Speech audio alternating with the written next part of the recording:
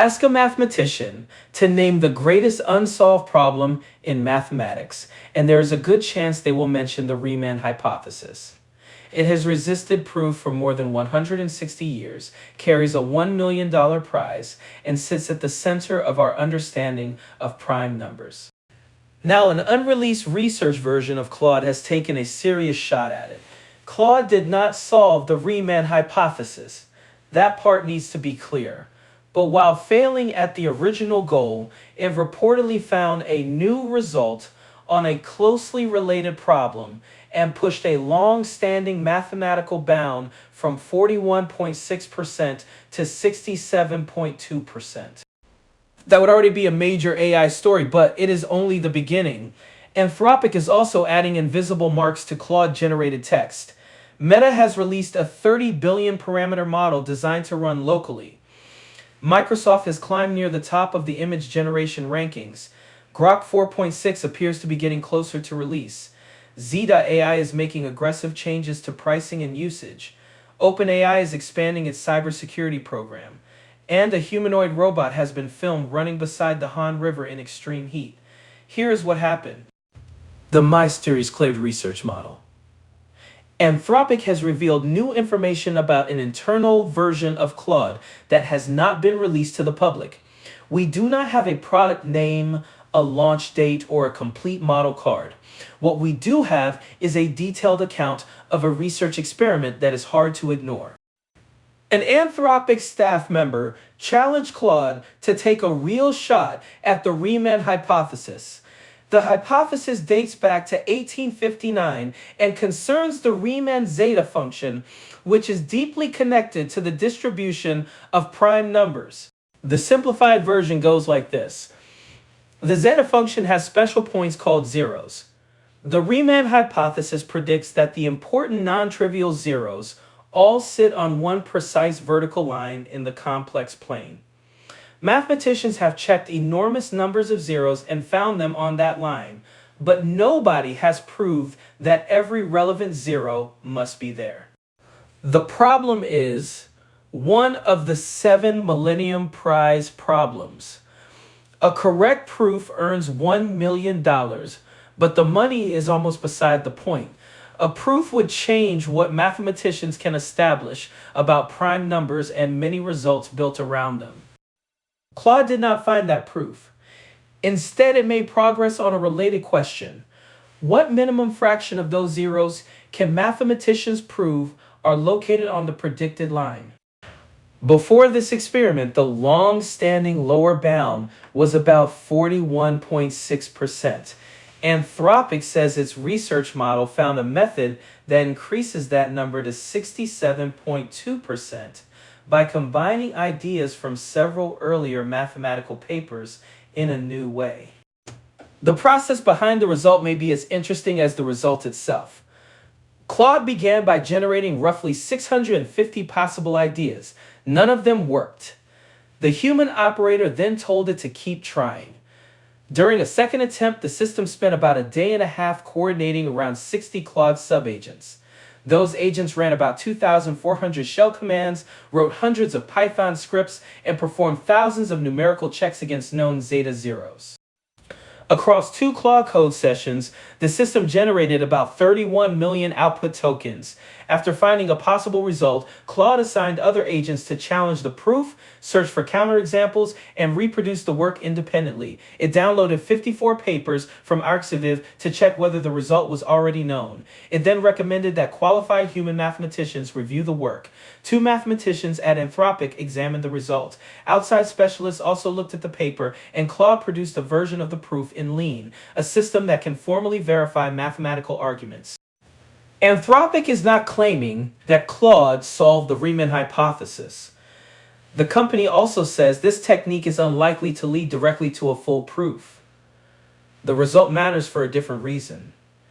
An AI system was given an objective that was probably beyond its reach, explored a large research space, tested its own ideas, rejected failures, used existing literature, and produced a new result while pursuing the larger goal.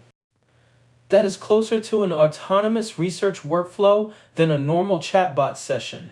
It also raises an obvious question.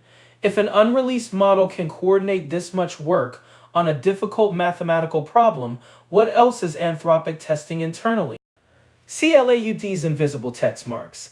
Anthropic has also announced a change that will affect ordinary Claude users and developers.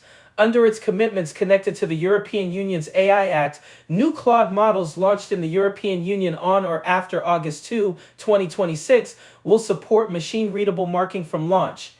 Anthropic says those marks will apply worldwide wherever the supported models are offered, including Claude, Claude Code, Cowork, the API, and supported cloud platforms. For text, Claude will weave an imperceptible watermark directly into the generated words. A person reading the text will not see it, and Anthropic says it should not alter the meaning or readability. Because the mark is built into the text itself, it can travel when someone copies and pastes the response. It may also survive some editing. Files such as supported images can use a second method signed provenance metadata based on the C2PA standard. That metadata can help identify whether Claude processed the file and whether the file was later changed. The system has limits.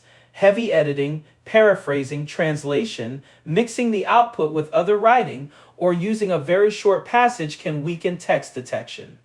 File metadata can also disappear when a file is converted, resaved, or captured in a screenshot. Support for models released before August 2 is still being developed. Anthropic says it will publish more technical details about detection later.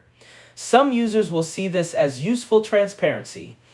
Others will worry about what happens when Claude-assisted writing is used in business documents, creative work, education, or code documentation. Either way, this is more than a label inside the Claude interface. The mark is designed to follow the content. CLAUDE Sonnet 5 pressing. Anthropic also changed its plan for Claude Sonnet 5 pressing. Sonnet 5 launched at an introductory API price of $2 per million input tokens and $10 per million output tokens. Anthropic originally planned to raise those rates to $3 for input and $15 for output on September 1. That increase has now been canceled. Anthropic updated the Sonnet 5 announcement on August 10 and made the $2 and $10 rates permanent. That is a meaningful reduction for developers planning long-running workloads. It does not automatically make Sonnet 5 the best value for every task. Output quality, speed, tool reliability, and the number of tokens a model uses can matter more than the headline rate. Sonnet 5 also uses an updated tokenizer that can produce more tokens for the same text than its predecessor. Still, developers no longer need to budget for the planned September price increase. Meta released Muse Glimmer 30B. Meta is returning to the open weight model conversation with Muse Glimmer. Muse Glimmer is a dense 30 billion parameter model released under the Apache 2 license.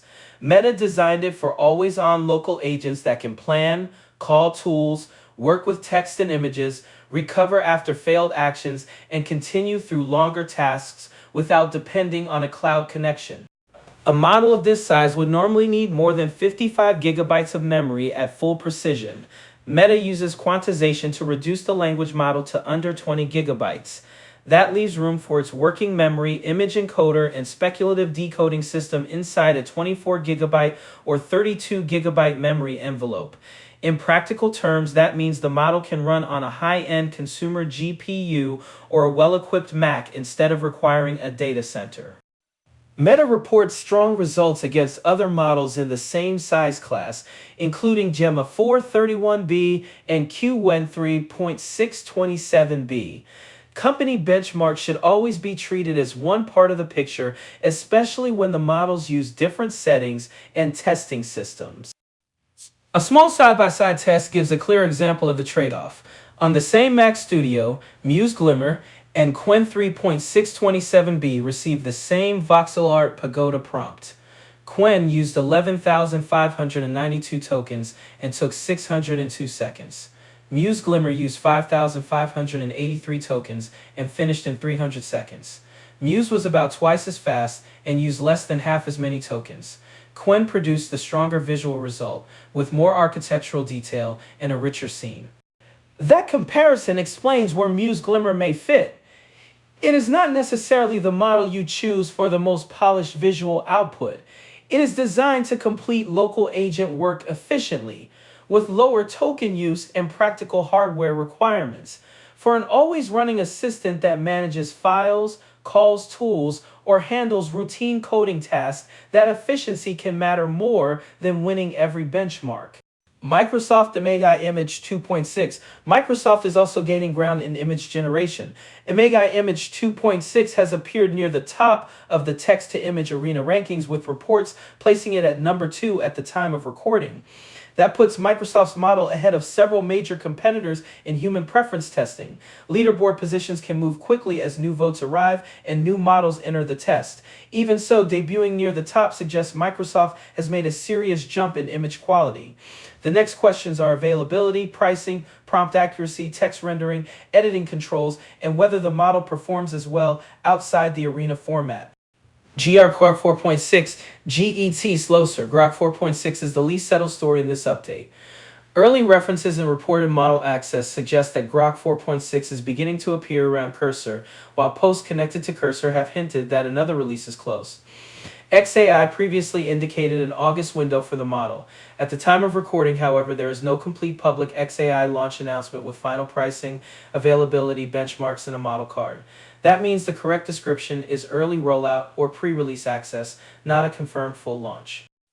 Early demonstrations claim improvements in coding and complex web generation, but those examples are not enough to judge the finished model. The real test will come when users can compare it under the same prompts, tools, and time limits as Grok 4.5, Claude, GPT, Gemini, Qwen, and other leading models. Z.ai changes pricing and usage. Z.ai is applying more pressure on the cost side of the market. Reports point to a price reduction of up to 95% for one of its top GLM offerings following the strong reception of cheaper competing models.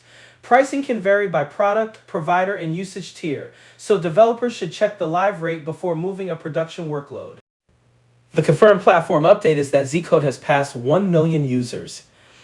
Z.ai reset usage limits for GLM coding plan users and says a new caching system can reach a 98% cache hit rate, providing around 1.8 times more usage in supported workflows. The larger pattern is clear. Model companies are no longer competing only on intelligence. They are competing on how much useful work a model can complete for each dollar, each token, and each minute of compute. OpenAI expands Daybreak cybersecurity. OpenAI is pushing further into cybersecurity through Daybreak Codex Security and GPT-5.5-Cyber. For everyday defensive work, OpenAI positions GPT-5.5 and Codex Security around secure code review, vulnerability discovery, threat modeling, remediation, and patch validation. Qualified teams can apply for trusted access when they need more advanced defensive capabilities in authorized environments. GPT-5.5-Cyber is reserved for specialized, approved work such as penetration testing, red teaming, exploit validation, and controlled security research. OpenAI pairs that access with identity checks, authorization requirements, logging, monitoring, and stronger account-level controls. OpenAI says its security systems have scanned more than 30 million commits across more than 30,000 code bases, with hundreds of thousands of findings marked as fixed. The goal is not simply to generate longer vulnerability reports, it is to help defenders validate real issues, create patches, test those fixes, and move them into production before attackers can exploit the weakness. That capability is powerful, but it is also dual use. The same reasoning that helps a defender verify an exploit can help an attacker understand it. Restricted access and human review are therefore central to the release, not optional extras. A humanoid robot runs in 38-degree heat. The final update comes from Robotics. Robotics AI Sapiens, a humanoid robot from South Korea, was filmed running beside the Han River in temperatures reported at 38 degrees Celsius. The heat was severe enough that the operator described the robot's joints as feeling like they were on fire, yet the motors continued to move and hold up during the test. The machine has been compared with China's Unitree, and its project is open source. The team has also discussed bringing it to Beijing next year for a humanoid robot marathon. Public running tests do not mean humanoid robots are ready for everyday deployment. They do show that teams are moving beyond carefully controlled laboratory demonstrations and testing how these machines handle heat, distance, balance, and unpredictable real-world surfaces. That is the AI news for today. Claude failed at one of mathematics' hardest problems and still produced a new result. Anthropic is preparing text watermarks that can travel with copied content. Meta is betting that efficient local agents matter as much as giant cloud models. Microsoft is climbing the image rankings. Grok 4.6 is approaching release but still needs a full public confirmation. Z.ai is pushing costs down. OpenAI is putting stronger cyber capabilities behind controlled access. And humanoid robots are leaving the lab for tougher public tests.